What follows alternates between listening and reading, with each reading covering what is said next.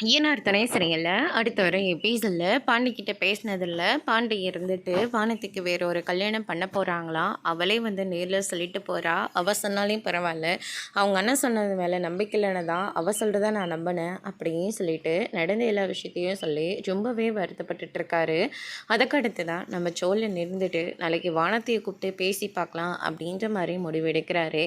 நம்ம பல்லவன் கிட்ட போயிட்டு நிலா இருந்துட்டு என்னதான் இருந்தாலையும் நீ வானத்தை முன்னாடியே இப்படியெல்லாம் நீ சொல்லியிருக்கக்கூடாது, அதை பாரு இவங்க 2 பேர்த்தையும் பிரித்து விட்டுருச்சு அப்படின்ற மாதிரி சொல்லிடுறாங்க. அண்ணி என்னால் சுத்தமாக முடியல அண்ணி, அதனால தான் நான் சொல்லிட்டேன், அது எதவா வேணாலும் இருந்துட்டு போட்டோம், ஆனால் நீ சொன்னது ரொம்ப பெரிய தப்பு அப்படின்னு சொல்லிட்டு நிலா வந்து சொல்லிக்கிட்டு இருக்காங்க.